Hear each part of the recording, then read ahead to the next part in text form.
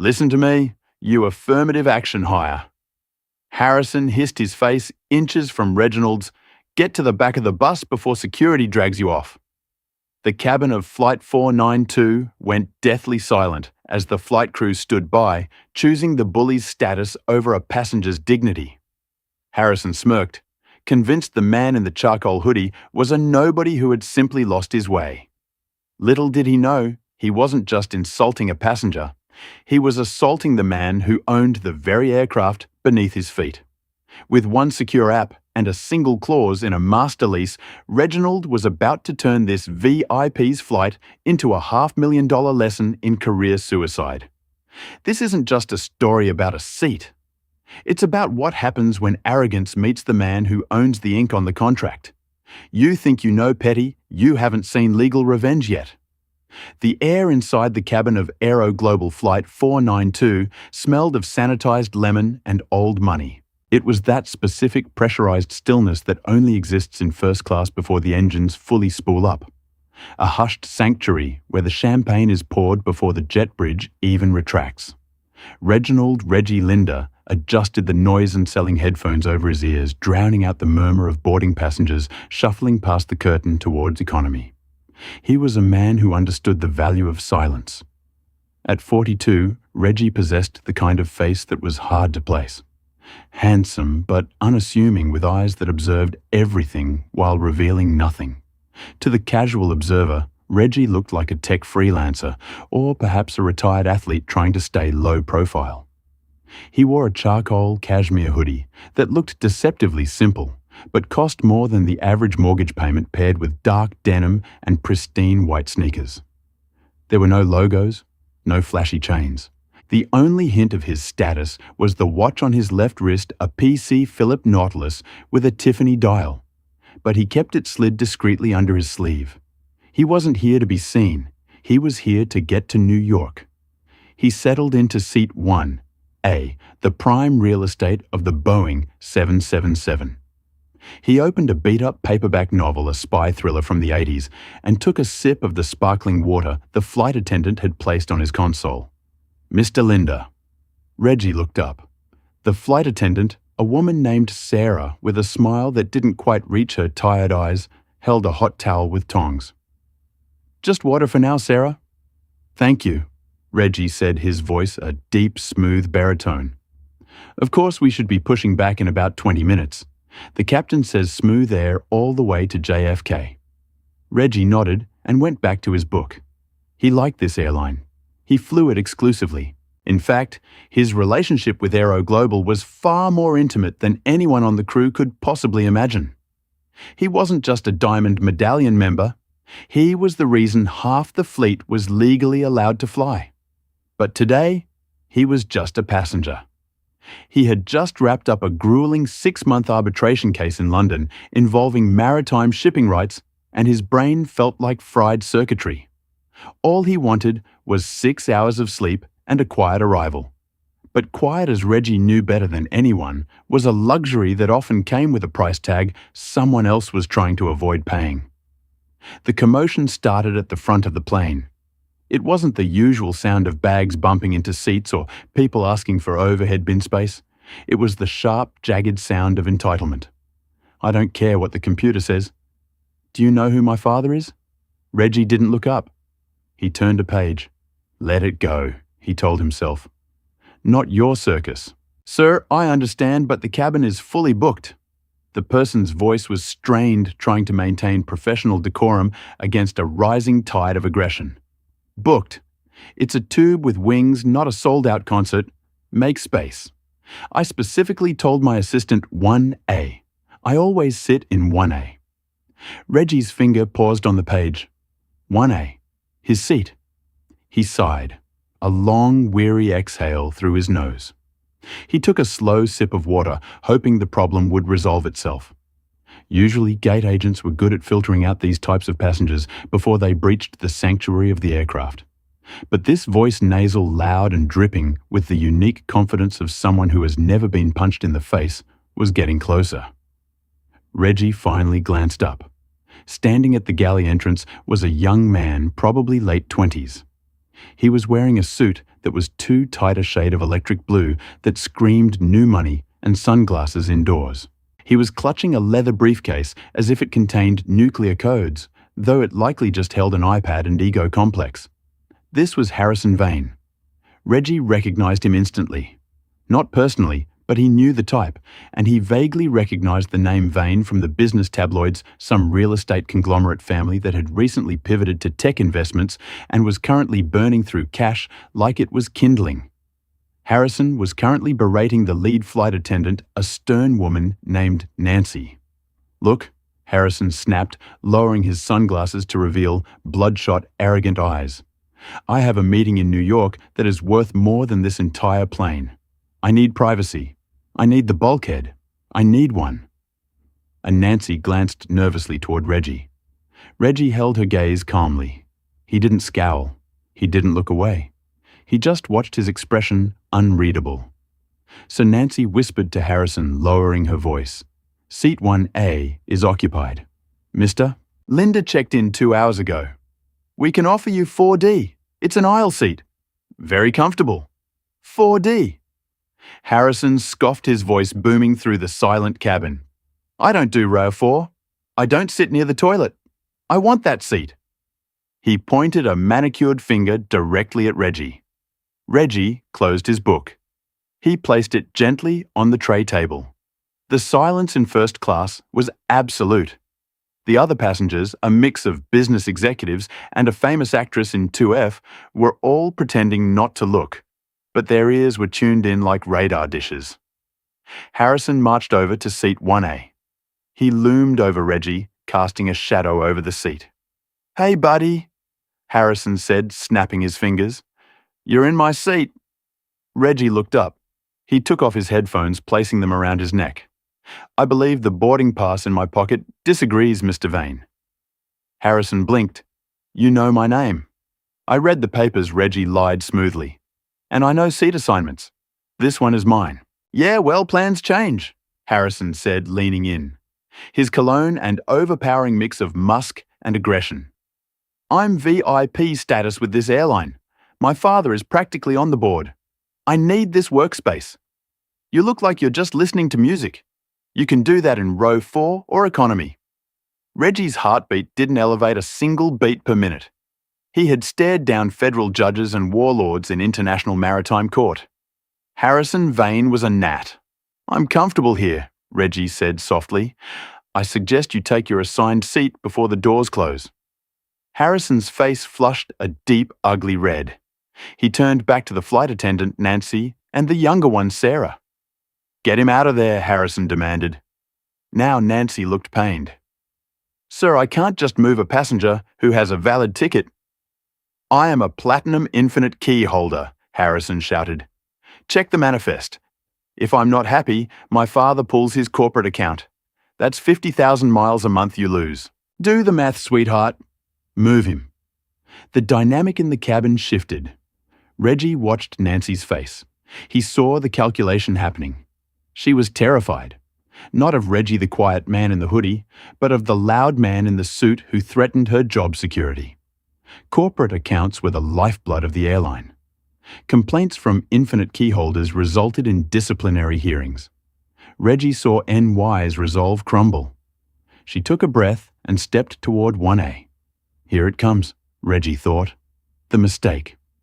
Nancy approached Reggie with a look of apologetic determination. It was a look Reggie had seen 1,000 times in his career. The look of a bureaucrat about to enforce an unjust rule because they feared the consequences of doing the right thing. "Mr. Linda," Nancy said, her voice dropping to a conspiratorial whisper. "Could I have a word with you for a moment?" Reggie didn't move. "We can speak right here, Nancy." She glanced at Harrison, who was tapping his foot, impatiently checking his gold Rolex. "Mr. Linda, we have a bit of a situation," Nancy said, forcing a smile. "Mr. Vane has a priority status that requires specific accommodation. We have a seat available in Economy Plus. It has extra leg room and we would be happy to offer you a voucher for $300 for future travel." Reggie raised an eyebrow. You want me to move from first class, which I paid for, to economy so he can sit here because his father has a corporate account. It's not just that. Nancy lied, flustered. It's a logistical overbooking error. Technically, Mr. Vane's ticket code overrides. Stop, Reggie said. The word was soft, but it hit like a hammer. He turned his body fully toward her. Nancy, I know you're in a tough spot.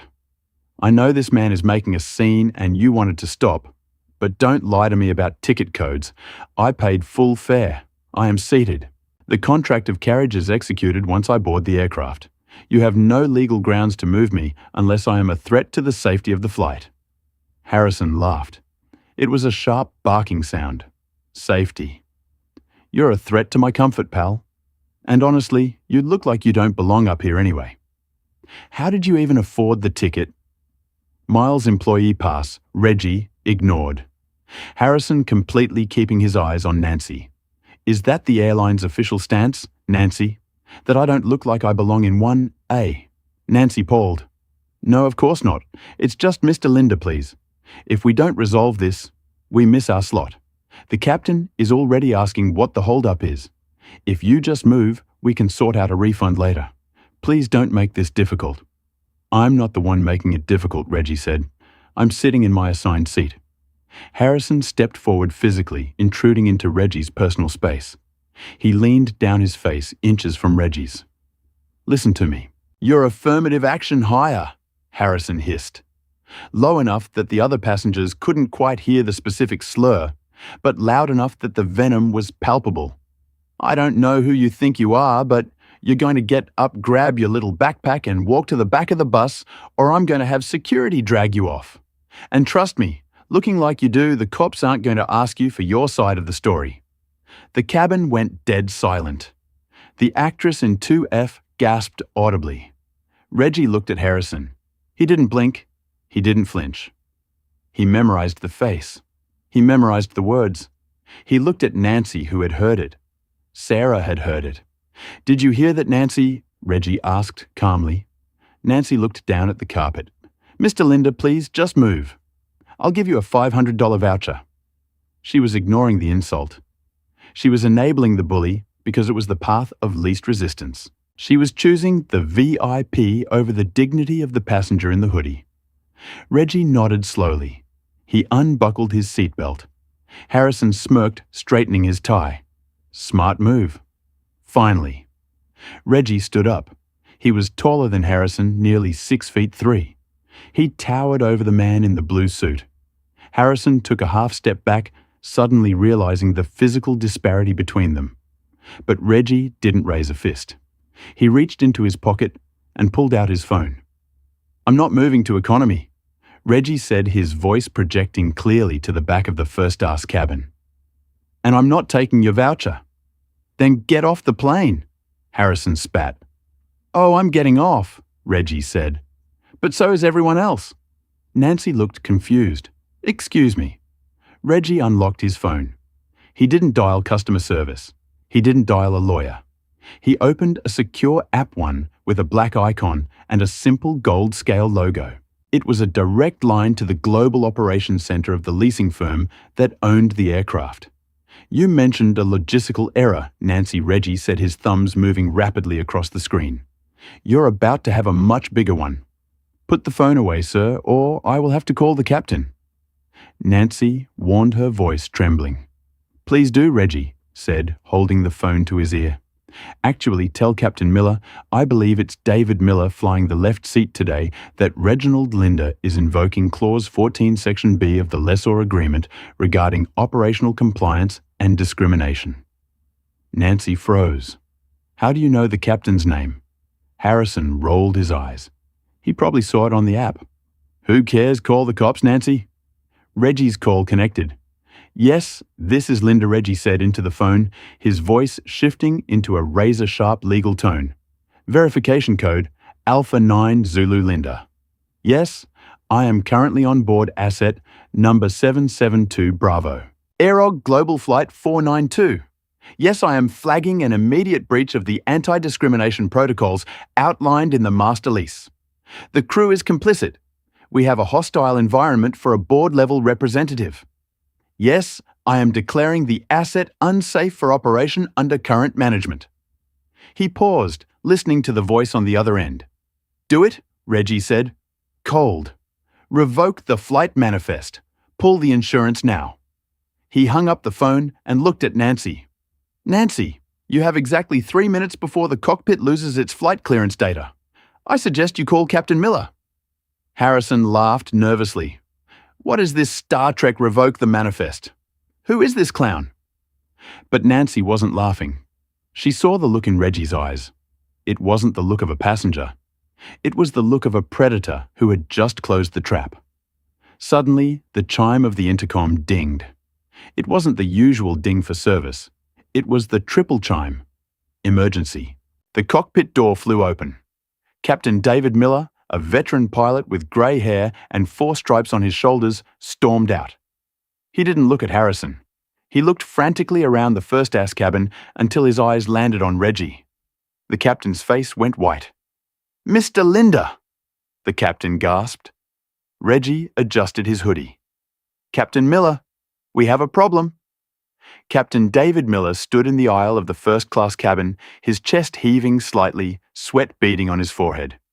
To the passengers, a pilot is a figure of absolute authority, a calming presence. But right now, Miller looked like a man who had just realized he was standing on a trapdoor. "Captain, this man is refusing to follow crew instructions." Harrison Vane interjected, stepping between the pilot and Reggie. "I told your flight attendant to have him removed. Now he's playing with his phone and making threats. I want him arrested for interfering with a flight crew." Captain Miller didn't even look at Harrison. He reached out a hand not to grab Reggie, but to gently touch his arm, a gesture of deference, almost pleading. "Mr. Linder," Miller said, his voice tight. "Please tell me, you didn't just call the ops center at Linder Equity." Reggie looked at the captain, his expression cooling from anger to a professional detachment that was somehow more terrifying. "I did, David. I invoked Clause 14. You know what that means?" "Clause 14? Harrison laughed. A harsh, jagged sound. "What is this, a book club? Get this guy off the plane so we can take off." "We aren't taking off," Captain Miller snapped, finally turning on Harrison with a ferocity that made the young air jump back. "Nobody is taking off. The flight plan has just been wiped from the central computer. The insurance on this hull has been suspended effective immediately. This plane is now a 200-ton paperweight." A collective gasp went through the cabin. The actress in 2F pulled her sunglasses down. The business executives in row 3 stopped typing on their laptops. Nancy, the lead flight attendant, looked like she was about to faint. She gripped the back of seat 1B. "Captain, what do you mean? Suspended." Miller rubbed his temples. "Nancy, do you know who you just tried to kick out of seat 1? Nancy shook her head, her eyes wide with mounting horror. He had a ticket. Mr. Vane said he was a VIP. Mr. Vane is a platinum member." Miller said, his voice dripping with disdain. "He buys tickets. Mr. Linder owns the plane." Clear's throat. The silence that followed was heavy enough to crush bone. Harrison blinked, his mouth opening and closing like a fish on a dock.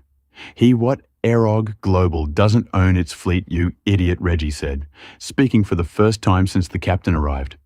He didn't raise his voice. He didn't have to. Very few airlines do. They lease them. They rent them from leasing firms. And my firm, Linder Equity Partners, holds the title to this specific Boeing 777 along with 40 others in your fleet. Reggie stepped out into the aisle, standing toe-to-toe with Harrison. Up close, the difference was stark. Harrison was a boy, playing dress-up in a suit. Reggie was a man who moved mountains with a signature. You see, Reggie continued addressing the entire cabin. Now, the lease agreement has a very specific clause regarding the treatment of our board members and the brand reputation of the assets we entrust to the airline. It also has a good conduct clause. When a member of the leasing board determines that the operator Aerog Global is creating a hostile or discriminatory environment, we reserve the right to revoke the asset's operational status to protect our liability. Reggie turned his cold gaze to Nancy. When you tried to move me because I didn't look like I belonged here, and when you allowed this man to racially abuse me without intervention, you violated the good conduct clause. So I terminated the flight. You can't do that. Harrison stammered, his bravado crumbling into petulance. My father knows the CEO of Aero Global, and the CEO of Aerog Global works for me, Reggie corrected. Or rather, he answers to the banks, and the banks answer to me when I tell them their collateral is being managed by incompetence. Suddenly, the lights in the cabin flickered and dimmed. The hum of the air conditioning, which had been a constant white noise, died down to a whimper. The auxiliary power unit, APU, was shutting down. He really did it, Captain Miller whispered, looking at the overhead panel. Ground control just cut the power feed. The tower just denied our pushback. This is ridiculous, Harrison shouted, sweat starting to stain his collar as the cabin temperature began to rise. I have a meeting. You can't ground a whole plane just because your feelings were hurt. It wasn't my feelings, Mr. Vane. It was my civil rights, and coincidentally, my property rights, Reggie said. He reached up and grabbed his carry-on from the overhead bin. Captain Miller, Reggie said, slinging his bag over his shoulder. I apologize for the disruption to your schedule. You're a good pilot, but I cannot fly on an aircraft where the cabin crew enforces a caste system based on who yells the loudest. I'm deplaning. And since the aircraft is no longer insured, everyone else has to deplane too. Now, wait a minute. A businessman from row 3 stood up. I have to get to London. You're screwing all of us.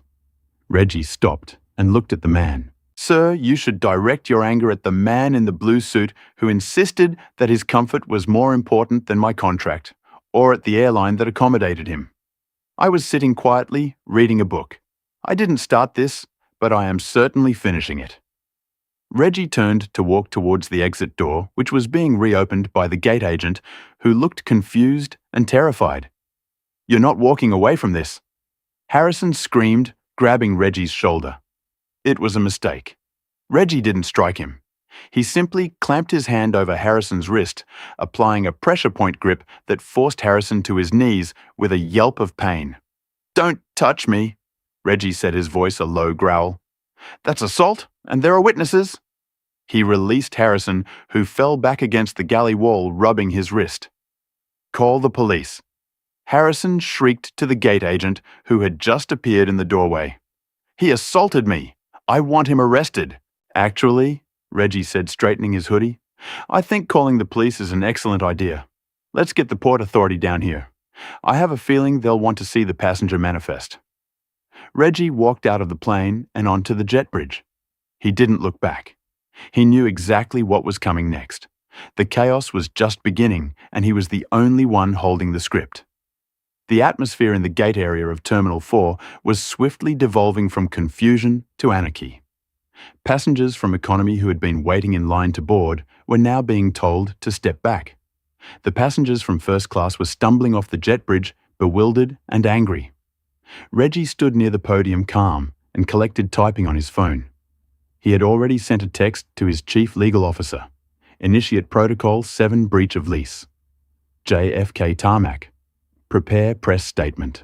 Harrison Vane stormed up the jet bridge, followed closely by a flustered Nancy and a grim-faced Captain Miller. Harrison was red-faced, his hair disheveled, pointing an accusing finger at Reggie. There he is! Don't let him leave! Harrison yelled at the 2 Port Authority police officers who were jogging towards the gate. The officers, burly men with tired faces, slowed to a walk as they approached the group. All right, settle down. The older officer, Sergeant Kowalski, said, We got a call about a disturbance on Flight 492. Who's the problem here? He is, Harrison shouted, pointing at Reggie. He threatened the crew, he assaulted me, and he somehow hacked the plane's computer to shut it down. He's a cyber terrorist or something. Sergeant Kowalski looked at Reggie. He saw a tall black man in a hoodie and jeans standing calmly with a backpack. Then he looked at Harrison, a frantic man in a cheap looking expensive suit. Sir, Kowalski addressed Reggie. You want to tell me your side? Officer, Reggie said smoothly. My name is Reginald Linder. Here is my identification. He handed Kowalski a sleek black card. It wasn't a driver's license. It was a global entry card, but underneath it, he slid a business card. Linda Equity Partners, Reginald. Linda Senior Managing Partner. There was a dispute over seating, Reggie explained. This gentleman, Mr. Vane, demanded my seat. When I refused, he used racial slurs and threatened me. The flight attendant, in an attempt to appease him, tried to force me to move to the back of the plane. I, clears throat, refused. Because I am the owner of the aircraft, I contacted my operations center to suspend the flight's authorization due to safety and liability concerns. The hacking Mr. Vane refers to is simply a landlord locking the front door. Kowalski looked at the business card, then at the captain. Captain, is this true? This guy owns the jet? Captain Miller sighed, taking off his hat. Technically, his firm does sergeant. And yes, Mr. Vane was aggressive. He demanded Mr. Linda be removed. I didn't witness the assault Mr. Vane is claiming, but I did see Mr. Vane grab Mr. Linda first. He grabbed me. Harrison lied. I was trying to stop him from fleeing the scene. Fleeing Reggie raised an eyebrow. I'm standing right here. I'm waiting for my car. Harrison whipped out his phone. I'm calling my father. You're done. You hear me? You're done. Clears throat. My father is Richard Vane. He plays golf with the police commissioner. Kowalski's eyes narrowed. If there was one thing a veteran cop hated, it was a rich kid named the commissioner. Sir, put the phone down, Kowalski said to Harrison.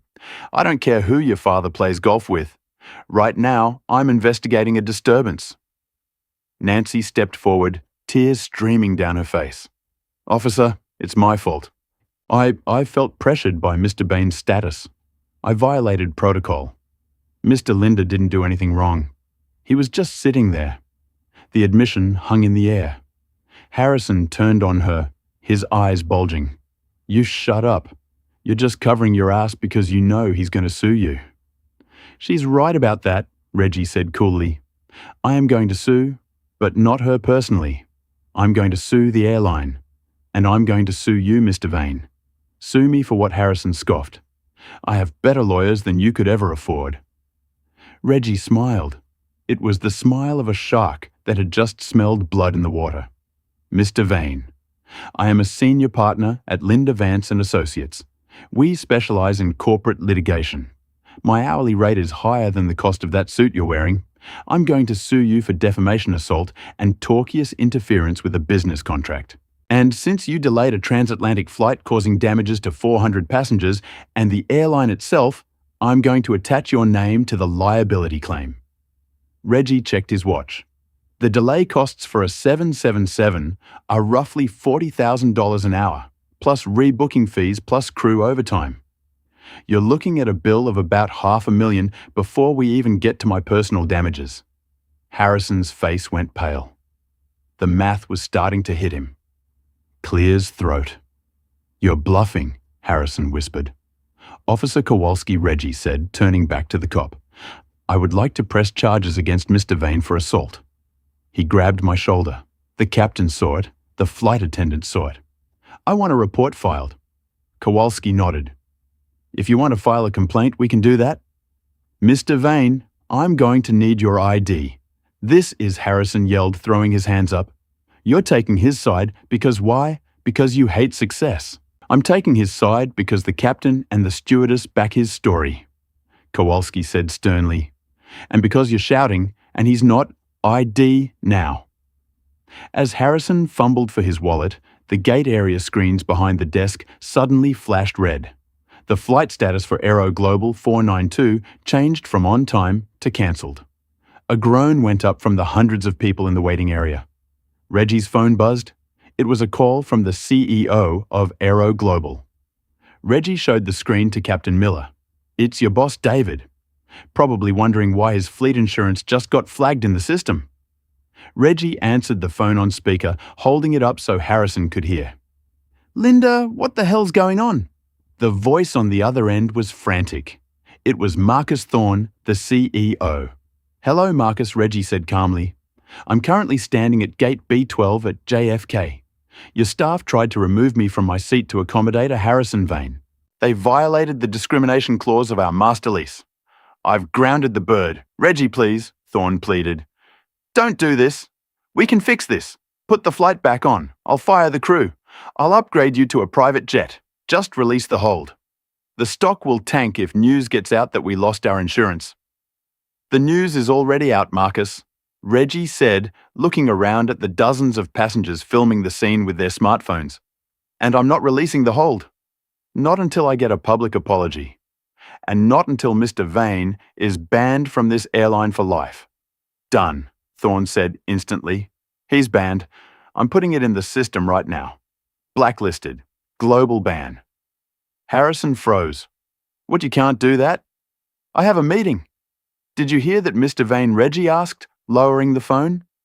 You're not flying today. In fact, you're not flying Aero Global ever again. Clears throat. Reggie looked at the gate agent. I believe the CEO just gave you an order. Deny him boarding. Cancel his return ticket. The gate agent, emboldened by the chaos and the clear shift in power, typed furiously, Mr. Vane, your ticket has been voided and your miles account has been terminated. Harrison looked around, realizing he was completely alone. The police were glaring at him. The crew was against him. The passengers were looking at him like he was the devil. And the man in the hoodie, the man he thought was a nobody, was methodically destroying his life without breaking a sweat. I'll destroy you, Harrison hissed, grabbing his briefcase. My father will bury you. Your father, Reggie said, stepping closer, is going to be too busy trying to save his own company. You see, I checked your family's holdings while we were waiting. Vane Industries has a massive credit lineup for renewal next month with Chase Bank. Reggie paused for effect. I sit on the board of directors for Chase Harrison. When I make a call to the risk assessment department and tell them the heir to the Vane empire is erratic, litigious, and racially abusive, what do you think happens to that interest rate? For the first time, Harrison Vane looked truly terrified. The color drained from his face completely. He realized this wasn't just a flight dispute anymore. He had picked a fight with a god of the industry. You wouldn't, Harrison whispered. Watch me, Reggie said. He turned to the police officer. Sergeant, I'm done here. I'll head to the precinct tomorrow to sign the formal complaint. I have a car waiting. Clears throat. Reggie adjusted his backpack, nodded to Captain Miller, and began to walk away. The crowd of angry passengers parted for him, like the Red Sea. They weren't angry at him. They had heard enough to know he wasn't the villain. They watched with awe as the man in the hoodie walked away, leaving the wreckage of a billionaire's ego in his wake. But the story wasn't over. The karma was about to hit harder than anyone expected. Harrison Vane stood alone at the curb of JFK Terminal 4. The chaos inside had dissipated, but the storm in his life was just beginning to brew. His Uber app was open, but his fingers were trembling too much to type in a destination. He had been banned, blacklisted. The airline had emailed him the notification before he even exited the terminal. Permanent revocation of status pending legal review. He dialed his father, Richard Vane. The phone rang 4 times, then a click. Harrison. His father's voice wasn't angry yet. It was confused. Why am I getting Google alerts about you?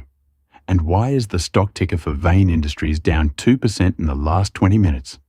Dad, listen. It's a misunderstanding. Harrison stammered, pacing the concrete sidewalk, ignoring the honking taxis. I got into a thing on the plane. Some guy. He blew it out of proportion. Who Richard demanded. Some lawyer. Reginald Linder. He claims he owns the plane or something. The silence on the other end of the line was deafening. It lasted so long. Harrison thought the call had dropped. Dad, you? Richard's voice came back, barely a whisper, trembling with a suppressed rage that was far scarier than shouting. You picked a fight with Reginald Linder, the managing partner of Linder Equity. He was in my seat. He looked like a nobody. He was wearing a hoodie. He's worth $400 million, you imbecile. Richard screamed, the audio distorting. He doesn't just own the plane, He sits on the credit committee for the bank that holds our construction loans. We have a renewal meeting on Tuesday. Do you have any idea what you've done? I can fix it. Harrison pleaded, sweat stinging his eyes. I'll sue him. He assaulted me. Shut up, Richard roared. You aren't suing anyone. You are going to apologize. You are going to get down on your knees and beg. Check your Twitter, Harrison. Just check it. Harrison pulled the phone away from his ear and opened Twitter. Under the trending tab, the #1 hashtag was #seat1A. He clicked it. There was a video. It was shaky, clearly filmed by a passenger in row 2 across the aisle. It showed everything. It showed Harrison looming over Reggie. It captured the audio perfectly. Listen to me. You affirmative action hire. Get back to the back of the bus. It showed Reggie's calm refusal. It showed NY's terrified compliance, and it showed the moment Reggie made the call that killed the plane. The caption read, "Rich kid tries to bully a black man out of his seat. Turns out the black man owns the airline. Watch the karma unfold." It had 4 million views. It had been posted 30 minutes ago. Harrison felt bile rise in his throat. I didn't know he was recording," Harrison whispered. "The board is convening an emergency meeting," Richard said, his voice icy now. "Do not come to the office. Do not come to the house. Go to a hotel. Stay there and pray that Linda accepts a settlement, or we are all finished." The line went dead. Meanwhile, in the back of a black Cadillac Escalade heading toward Manhattan, Reggie was watching the same video. He didn't smile. He wasn't doing this for clicks. He was doing it for leverage. His phone buzzed. It was his assistant Claire. "Reggie, the press inquiries are flooding in. CNN, Fox, MSNBC. They all want the hoodie lawyer." "What's the play?" "Silence," Reggie said, looking out the window at the passing skyline. "Issue a brief statement. Mr. Linda is disappointed by the archaic prejudices displayed by Aero Global staff and Mr. Vane. He is reviewing his commercial relationships with all parties involved. That's it. Let them sweat." "And the meeting with Chase Bank regarding Vane Industries?" Claire asked. "Keep it on the schedule," Reggie said. "In fact, move it up tomorrow morning, 9 a.m. You're going to kill their loan." "No," Reggie said. "I'm going to make them wish I had underscore, underscore, underscore, underscore, underscore, underscore, underscore, underscore, underscore, underscore, underscore, underscore, underscore, underscore, underscore, underscore." The conference room at the headquarters of Chase Bank in Manhattan was clad in glass and mahogany overlooking the Hudson River. It was a room designed to intimidate. On one side of the table sat Richard Vane, looking 10 years older than he had the day before. Beside him was a team of 4 high-priced corporate lawyers. Harrison was not there. He was presumably hiding in a hotel room watching his inheritance evaporate. On the other side sat Reggie alone. He wore a bespoke navy suit today, crisp and authoritative. He had a single file folder in front of him. "Mr. Linda," Richard started, his voice trembling slightly. "First, let me express my deepest apologies for my son's behavior. It was abhorrent. It does not reflect the values of Vane Industries." Reggie didn't look up from the file. "Your son is 29 years old, Richard. He is a vice president in your company. His behavior is a direct reflection of your company's culture. You gave him the title. You gave him the corporate card. You gave him the entitlement." "We have fired him," Richard said quickly. "Effective this morning, Harrison is out stripped of his role. We've issued a public statement condemning his actions." "That's a good start," Reggie said. He finally looked up. "But we aren't here to talk about your HR problems. We're here to talk about the $200 million credit facility you have with this bank, a facility that is up for renewal." The lead lawyer for Vane Industries cleared his throat. "Mr. Linda, with all due respect, a personal dispute on a flight should not impact the creditworthiness of a construction conglomerate. Vane Industries has never missed a payment." "This isn't a personal dispute," Reggie corrected. "It's a risk assessment. Your company relies on government contracts for 40% of your revenue. The City of New York has strict clauses regarding diversity and inclusion standards for their vendors. Yesterday, the vice president of your company was recorded using a racial slur that is currently being broadcast on every news station in the world.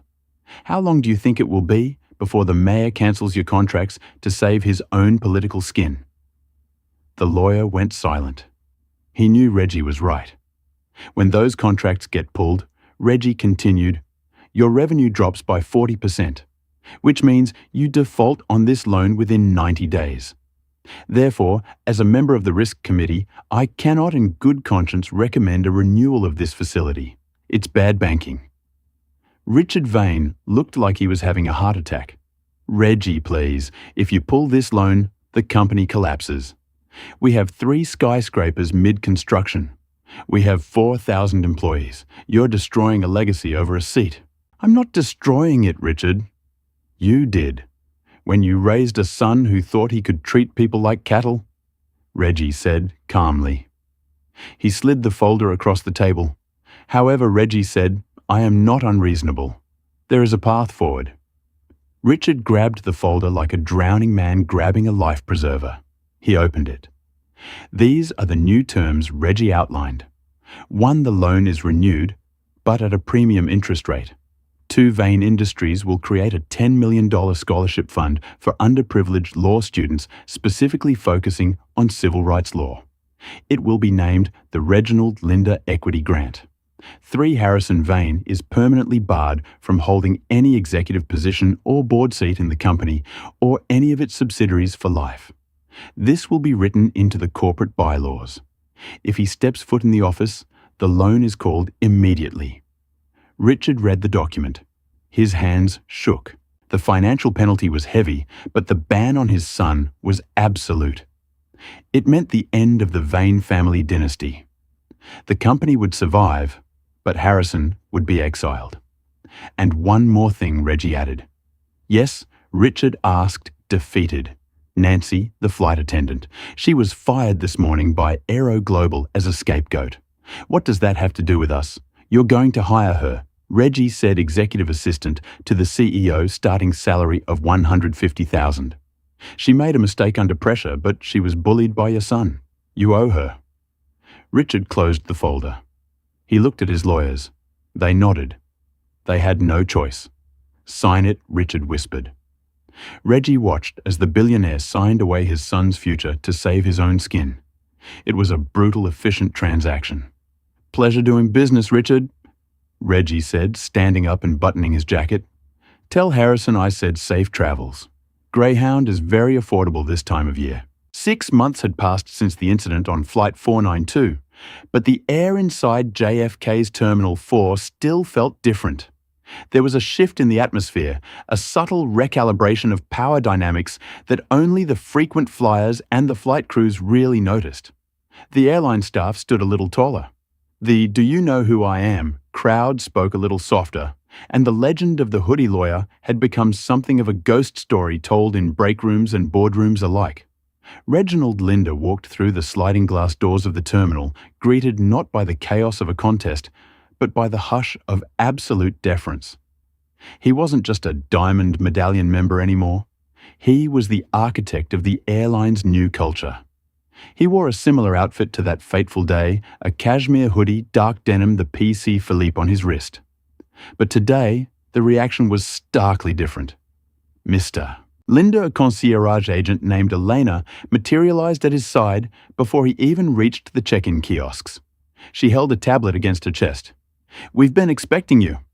Captain Miller has already completed his pre-flight checks and asked me to escort you personally to the flagship lounge. We have the private suite ready. Reggie offered a warm, genuine smile. Thank you, Elena. How is the staff morale holding up?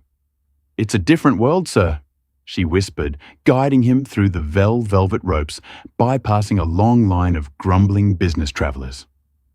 Since the new Linda protocols went into effect regarding passenger harassment, retention is at an all-time high. We feel protected.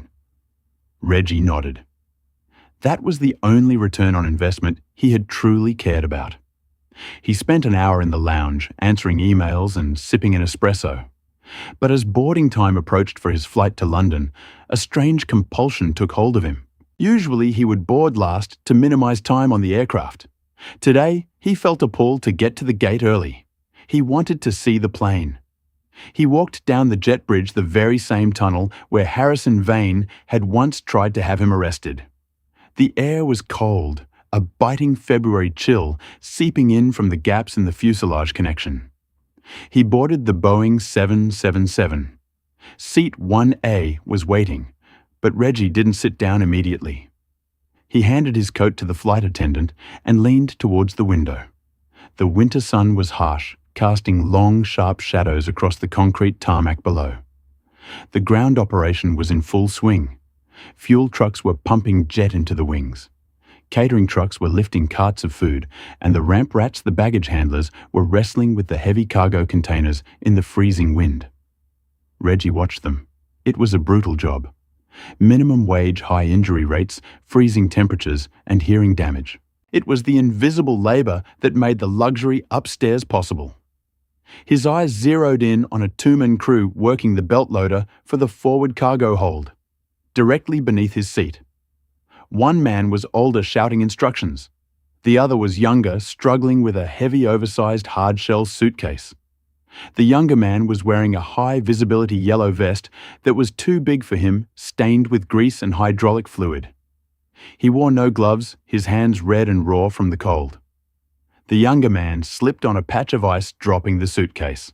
"Watch it, new guy." The supervisor yelled, his voice muffled but audible through the glass.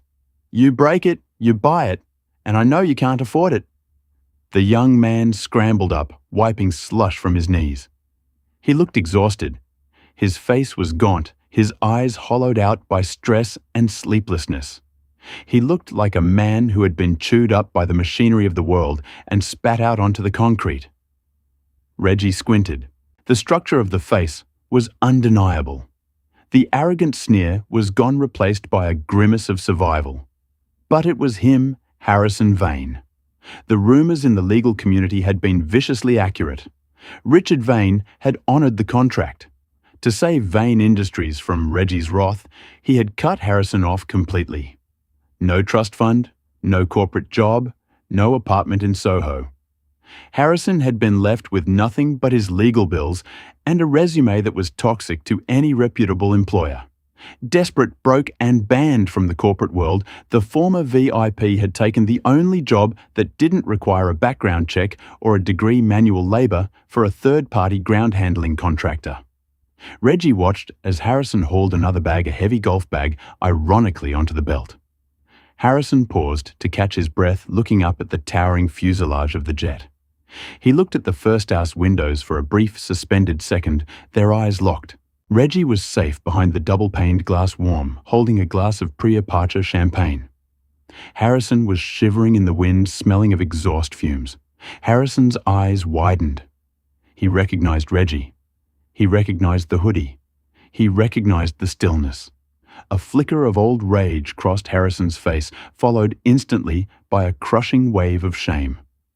He quickly looked down, pulling his beanie lower over his ears, turning his back to the plane as if hiding could erase the reality of his fall. "Everything all right, Mr. Linder?" Reggie turned. It was Captain Miller standing in the cockpit doorway, looking concerned. "Everything is perfect, David," Reggie said softly, just admiring the view. "We're about to push back," Miller said. "It's going to be a smooth ride to London." Reggie sat down in 1A. He pressed the button to recline the seat. The leather was soft. The cabin smelled of lemon and peace. As the tug driver began to push the massive aircraft away from the gate, Reggie felt the vibration of the engines coming to life. He didn't look out the window again. He didn't need to. He knew that down below in the freezing jet wash, Harrison Vane was watching him leave. Reggie opened his book, the same spy thriller he had tried to read 6 months ago. He found the dog-eared page where he had been interrupted. He took a sip of champagne, the bubbles crisp against his tongue. The justice wasn't in the lawsuit. It wasn't in the money. It was in the fact that the system, for once, had worked exactly as it was supposed to. The man who demanded to be treated like a king was now serving the subjects. The plane taxied towards the runway, lifting off into the grey sky, leaving the cold, hard ground far behind. Reggie Linder turned the page. Finally, it was quiet. Harrison Vane thought he was a VIP because his father had a credit card. Reggie Linder knew he was a boss because he held the deed. In the end, it wasn't about the seat. It was about the silence of the crew who let it happen, and the silence of the man who ended it. Harrison wanted to be treated like royalty. Well, he got his wish. He's now the king of baggage handling on Tarmac 4. If you enjoyed this story of high-altitude justice, smash that like button. It really helps the channel. Did Reggie go too far? Or did Harrison get exactly what he deserved? Let me know in the comments below. I read every single one. And don't forget to subscribe and ring the notification bell so you never miss a story about entitled Karens and Kevin getting served a hot plate of karma. Thanks for watching and fly.